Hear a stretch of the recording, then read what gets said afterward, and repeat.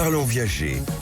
Avec l'Office du Viager, bien conseillé, bien protégé. Voilà, bien conseillé, bien protégé avec vous, essentiellement notre Bérénice de Villefloriot préférée. C'est gentil ça, Sylvain. Vous savez très parler aux gentil femmes. aujourd'hui, voilà, Alors on va s'intéresser aujourd'hui à ceux par qui tout commence, les vendeurs en viager. Alors pourquoi on choisit ce mode de vente quand on veut vendre une maison, un appartement? Quelles sont les étapes à suivre et surtout comment bien s'entourer pour sécuriser sa démarche? Parce que c'est pas toujours évident. Pour en parler, on retrouve Marine Livotti, directrice de l'Office du Viager. Bonjour Marine. Bonjour Bérénice, bonjour à tous. Alors Marine, merci d'être avec nous. Première question, pourquoi un propriétaire choisit-il de vendre en viager?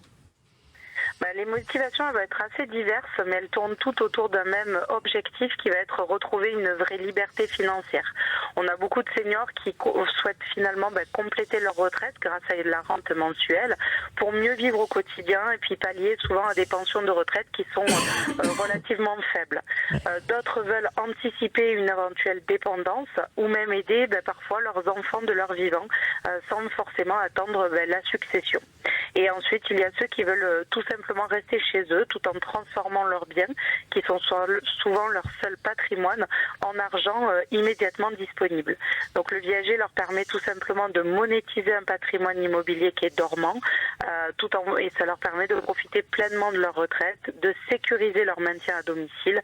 C'est une solution qui est à la fois souple, humaine et parfaitement adaptée à de nombreuses situations de vie finalement. Et oui, adaptée à nos seniors et pas que. Alors concrètement, quelles sont les grandes étapes d'un projet de vente en viager?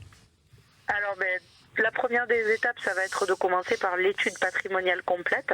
Donc, on va regarder la situation personnelle des clients, on va regarder leur âge, leurs besoins surtout, et bien sûr la valeur de leurs biens. Donc, à partir de tout ça, on va faire une simulation et un montage financier. Donc, on part de cette évaluation de la valeur vénale. On va regarder le choix le plus adapté de vente en fonction des besoins du vendeur, viager occupé, viager libre, nue propriété ou encore de la vente à terme. Et ensuite, on va pouvoir donc définir le bouquet et calculer la rente correspondante. Une fois qu'on a fait tout ça, donc on valide le projet en signant avec nos vendeurs un mandat de vente qui nous permettra de lancer la commercialisation du bien. Et à partir de là, donc, on va sélectionner des acquéreurs fiables, organiser des visites, et puis lorsque le bien correspond et qu'on a affaire à un projet qui est sérieux, on va formaliser une offre d'achat. L'étape suivante, ce sera la signature chez le notaire qui va venir sécuriser juridiquement la transaction. Et bien entendu, à l'Office du Viager, nous sommes présents sur chacune des étapes que je viens de citer, que ce soit de l'analyse, des calculs, du conseil, de la sélection des acquéreurs, de l'accompagnement notarial. Notre rôle, c'est vraiment de sécuriser la démarche à la fois du vendeur comme celle de l'acquéreur, du premier échange jusqu'à la signature finale. Et alors j'imagine qu'il y a quand même des points de vigilance. Vous pouvez nous dire lesquels ? Alors oui, absolument. Le viager il doit se faire, bien sûr, comme on l'a dit, dans un cadre juridique clair, sans aucune ambiguïté.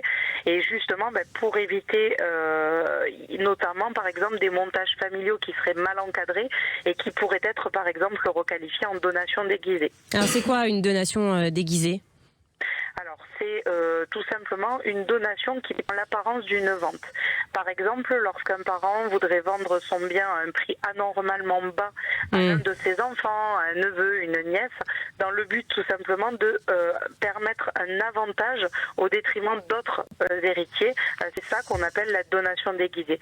Et en viager occupé, ça pourrait arriver lorsque, par exemple, un vendeur chercherait à attribuer un bien de manière préférentielle à un seul proche en contournant finalement la succession. Et donc pour éviter toute contestation, nous on travaille en amont avec les notaires dans le but de garantir que tout soit légal, équilibré, conforme aux règles fiscales, parce que le viager c'est vraiment une vente authentique et ça ne peut pas être un arrangement familial tout simplement. Eh bien merci beaucoup Marine Livotti. Je rappelle qu'on peut vous retrouver sur le site internet, l'Office du Viager, tout simplement. C'était Parlons Viager. Avec l'Office du Viager, bien conseillé, bien protégé.